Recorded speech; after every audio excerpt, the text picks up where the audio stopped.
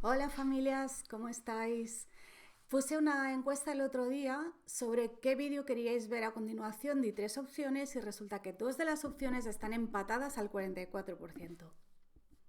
No me ayudáis a elegir, así que voy con uno de esos dos temas que es crianza bilingüe. Y hay dos preguntas que he recibido al respecto. Uno es, ¿cómo criar niños bilingües cuando el padre tiene un idioma y la madre tiene otro idioma? Y ahí le podríamos añadir rizando el rizo y cuando además hay un tercer idioma que es el del entorno. Y la otra pregunta es cómo criar niños bilingües cuando los padres hablan el mismo idioma y están en el entorno de su idioma.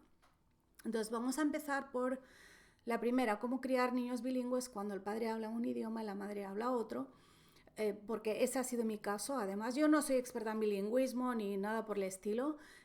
Tengo mi experiencia, la de la gente de mi entorno y la de mis clientes de cuando hacía asesorías de crianza y educación, y a partir de ahí hablo y simplemente es mi opinión, no soy ninguna experta. De hecho, sé que bueno, no sé si la mayoría, pero sé que los expertos en bilingüismo suelen recomendar seguir la regla del OPOL, que significa One Person, One Language, es decir, cada persona hablaría en un idioma, exclusivamente en un idioma, al niño.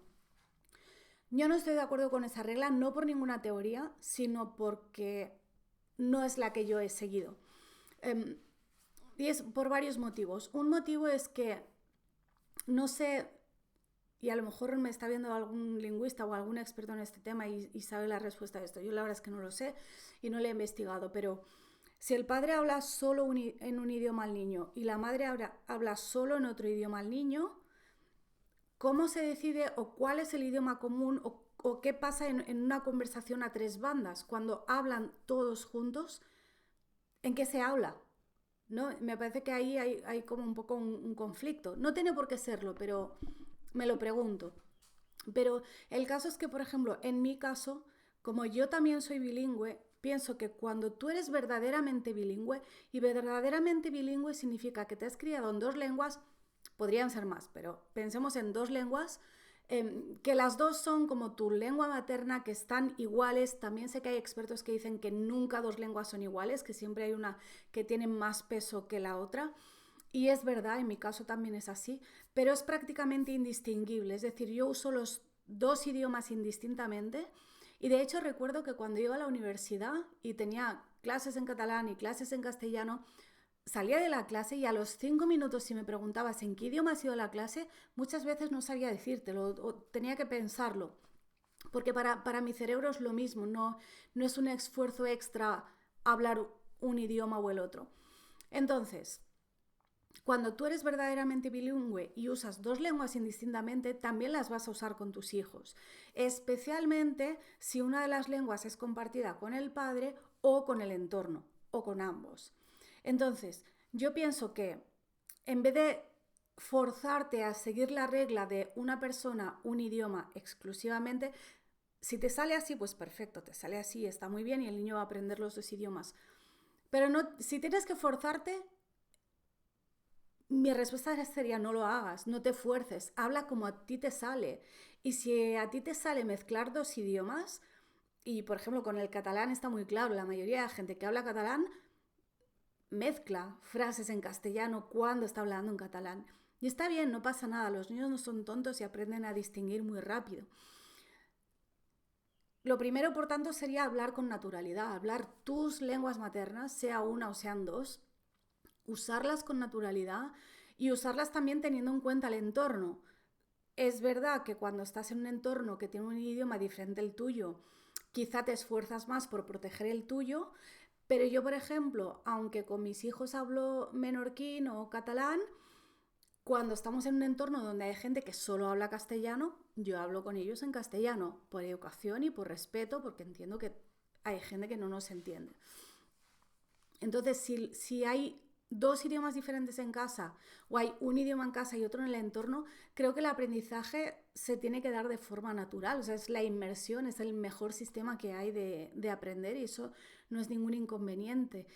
Y de hecho he visto muchas veces como niños que están expuestos a múltiples idiomas no los confunden para nada y saben perfectamente con quién hablar cada uno y cuándo usar uno y cuándo usar otro. Y sí, puede haber momentos en que a lo mejor se confundan o mezclen, pongan una palabra de un idioma cuando hablan en el otro, pero eso es parte del aprendizaje. De hecho, eso nos pasa a todos. A mí a veces me pasa, hablo castellano y de repente digo, me sale la palabra en catalán o lo que sea. Y es parte del aprendizaje, no pasa nada. Tampoco estamos criando lingüistas, ¿no? Estamos creando niños en 2 o 3 o varios idiomas, pues no estamos creando lingüistas. Y creo que cuanto más natural sea, pues mucho mejor. Entonces aquí viene la respuesta a la segunda pregunta, que es un poco más compleja o requiere una actitud más proactiva de parte de los padres, que es cómo criar niños bilingües cuando los padres tienen el mismo idioma y el entorno tiene el mismo idioma. Entonces ese niño no está expuesto de manera natural a otros idiomas. Lo primero que a mí me viene es, no hay ninguna necesidad de criar un niño bilingüe si tú vives en una familia y en un entorno que no es bilingüe. Y no pasa nada. Y está lleno de gente en el mundo que solo hablan un idioma y que les va perfectamente bien la vida. Que me vais a decir, pero Laura, es muy importante saber idiomas, porque el inglés te abre puertas, o porque aprender idiomas pues te desarrolla tus sinapsis neuronales y todo eso. Sí, de acuerdo. Pero si decides criar un niño bilingüe en un entorno no bilingüe, que sepas que lo haces porque es tu decisión y tú tienes que saber por qué lo estás eligiendo. Siempre que, en mi opinión, no lo fuerces, no obligues. Y esa es una de las dudas que yo tuve bastante tiempo cuando estaba criando a mi hijo mayor con el sistema de unschooling totalmente libre. Y a veces pensaba, pero a mí me ha ido muy bien saber inglés, es verdad que me ha abierto muchas puertas y en parte yo sé inglés porque de pequeña me obligaban a estudiar inglés. Y es verdad que si me hubieran preguntado, hay algunos años de mi vida en que yo habría dicho no quiero ir más a clases de inglés. Es verdad que igual no me gustaba mucho estudiar inglés, pero sí me gustaba cuando me daba cuenta de que sabía y de que había aprendido. Siempre queremos el resultado, pero no queremos el proceso, ¿no? Eso es normal.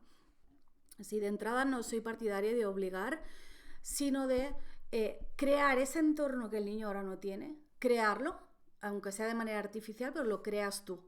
Y hay muchas maneras de crearlo. Puedes contratar a alguien que cuida al niño durante unas horas al día o a la semana y le hable en ese otro idioma y comprarle cuentos y ponerle películas, etcétera. Que también te digo que puede no salir bien. Yo a mi hijo mayor le ponía películas en inglés y cuando tenía 3 años descubrió que podía cambiar el idioma y cambió el idioma y se acabó el invento.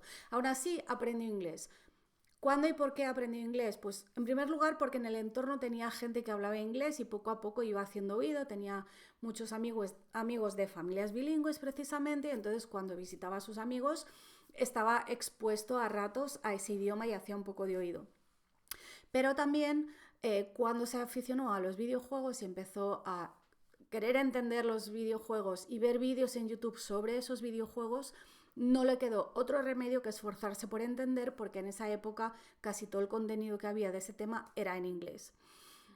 Y ese fue su camino, como podía haber sido otro, igual que muchos chavales aprenden japonés porque les gusta el manga o el anime y a través de ese interés genuino que ellos tienen, eso les lleva a aprender un idioma. Entonces, por ejemplo, si a ti te gusta el cine, es muy probable que acabes aprendiendo inglés porque la mayor parte del cine se hace en inglés y siempre es mejor ver una película en versión original que doblada. De ahí no me bajáis. Eso no es tema de discusión. Entonces, dependiendo de cuáles son tus intereses al margen del idioma, esos intereses te pueden llevar a un idioma que al final es una herramienta, es un vehículo para otras cosas y no debería ser un fin en sí mismo.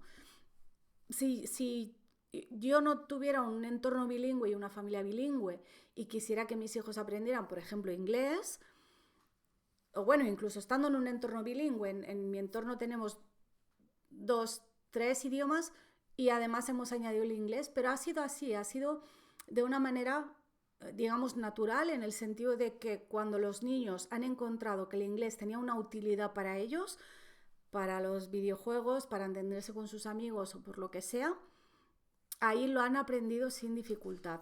Y también tengo que decir que aplicaciones como por ejemplo la de Duolingo, que están diseñadas un poco a la manera del videojuego, donde vas avanzando de nivel y vas ganando recompensas, realmente es como un videojuego, pues para algunos niños eso es un estímulo muy interesante también, el decir, pues mi hijo pequeño, por ejemplo, siempre te va a decir, pues llevo una racha de 135 días haciendo inglés en Duolingo sin haber fallado ni un solo día, o me ha ganado esta insignia, o estoy en este nivel, y se va picando él solo y lo va haciendo.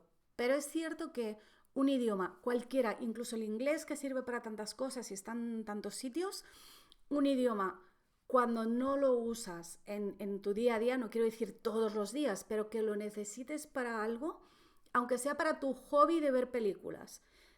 Pero si no lo usas, al final se pierde, es mucho más difícil aprender y es mucho más difícil retener.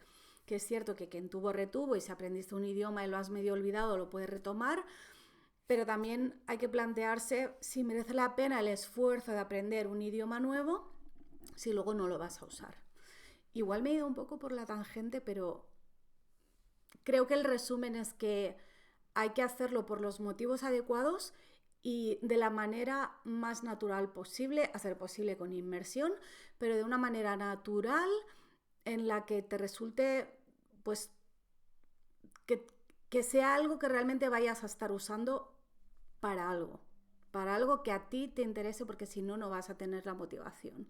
Pero el idioma por el idioma creo que es algo que está sobrevalorado y creo que muchas veces los padres con nuestra mejor intención o con su mejor intención, porque en esto no me incluyo, obligan a los hijos a hacer algo como aprender inglés o tocar el piano o hacer un deporte cuando el niño a lo mejor no tiene el interés, no tiene la aptitud o no tiene la necesidad o no tiene ninguna de las tres cosas para aprender eso o hacer esa actividad, que en este caso pues sería aprender idiomas, pero es aplicable a cualquier otra cosa. Nada más, muchas gracias, espero que nos veamos mañana, que tengáis buen día, chao.